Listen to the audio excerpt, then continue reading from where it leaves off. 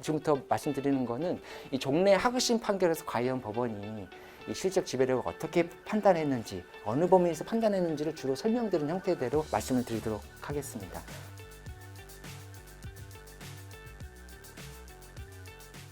원청의 사용자성은 단체 교섭 의무와 관련된 이슈거든요. 이게 어떤 영역에서 문제되는지를 말씀드리면, 원청이 사용자성이 인정이 됐어요. 그러면 이제 단체 교섭 의무를 부담하잖아요.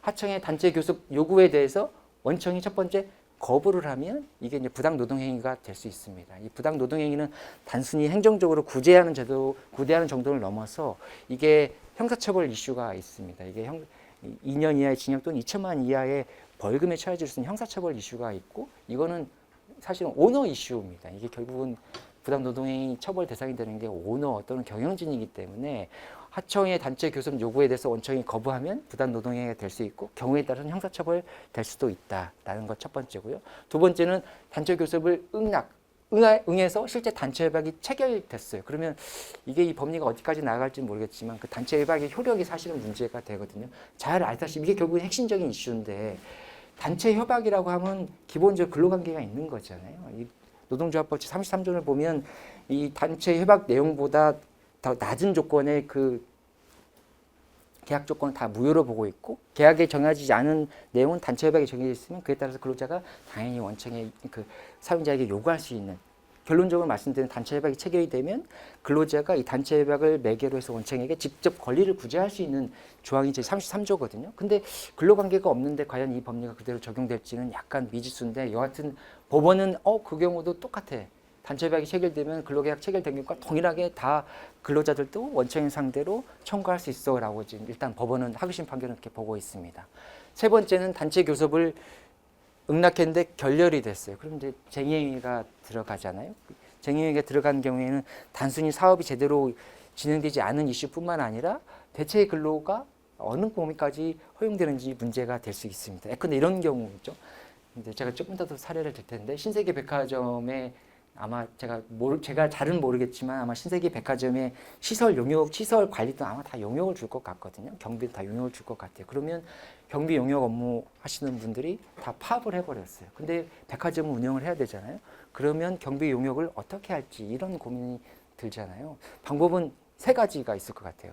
첫 번째는 새로운 도급업체를 새로 계약을 해서 그 업체로 하여금 들어와서 경비 업무를 하게 하는, 이거는 될까요? 안 될까요?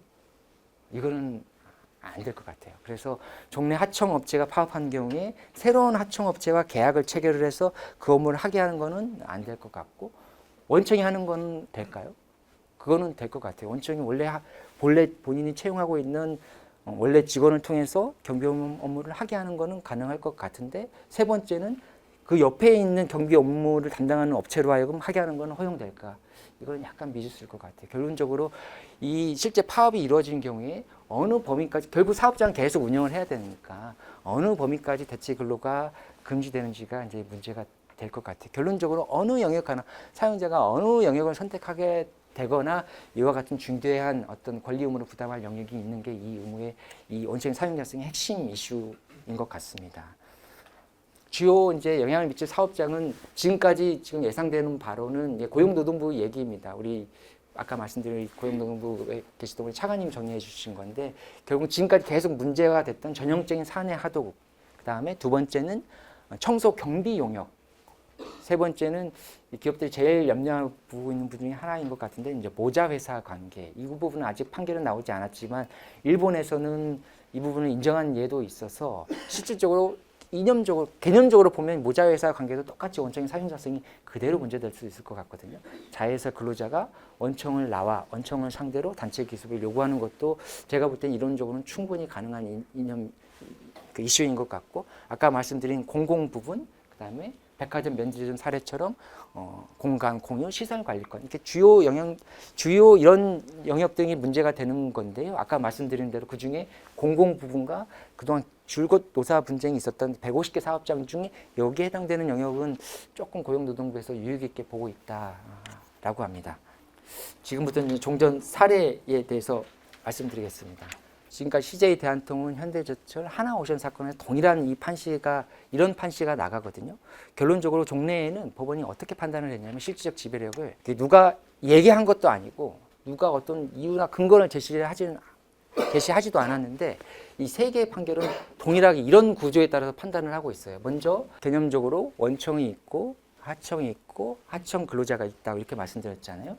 먼저 하청 근로자, 하청 노조가 원청에게 요구한 단체 교섭 요구가 근로 조건에 관한 것인지, 근로 조건 지위 향상에 관한 것인지 먼저 보고, 이게 하청 근로자의 근로 조건은 지위 향상을 하는 의제라고 한다면 누가 얘기하지도 않았지만 먼저 이 부분부터 먼저 판단을 하고 있습니다.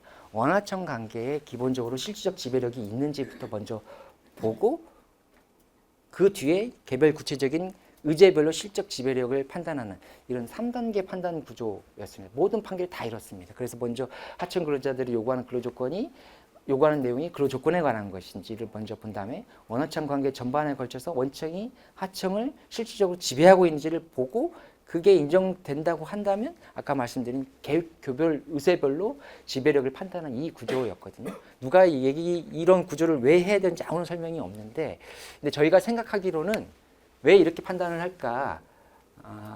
결국은 이게 당시만 하더라도 입법되기 전이었기 때문에 이 법리가 확장되는데 약간 주저했던 것 같아요. 그래서 모든 그 교섭 의무가 확대되는 것을 조금 막기 위해서 먼저 기본적으로 원하청 관계 실적 지배력이 있는 거를 전제로 더 나아가 판단한 이런 구조였던 것 같거든요. 원하청 관계 전반에 걸친 실적 지배력은 종래에는 이제 4가지 요건이 충족되는 경우에 실질적 지배력이 있다 이렇게 봤습니다. 먼저 하청이 원청 업무에 필수적이고 사업 체계 내에 편입되어 있는지. 예컨대 현대자동차의 컨베이너 머릿속만 상상을 해보면 현대자동차 자동차 제조 과정의 컨베이너 벨트의 일부 공정을 예컨대 바퀴를 담당하는 공정 이걸 생각하면 좀 적합할 것 같은데 이게 이 사업은 바퀴는 반드시 들어가야 되잖아요. 사업에 필수적이고 전반적인 컨베이너 벨트 내에 체계에 들어와 있다. 그리고 사업 체계에 필수적이고 사업 체계 내에 편입되어 있다.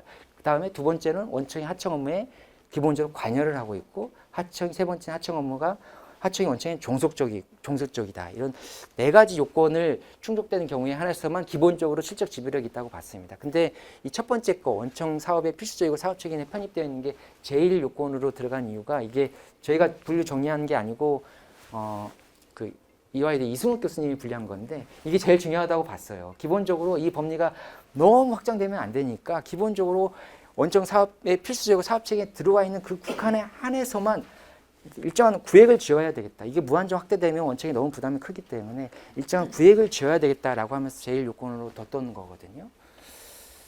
여하튼 이 4가지 요건을 제일 중요한 요건으로 봤고 이걸 실적 지배를 판단하는 중요한 핵심 요소로 봤습니다.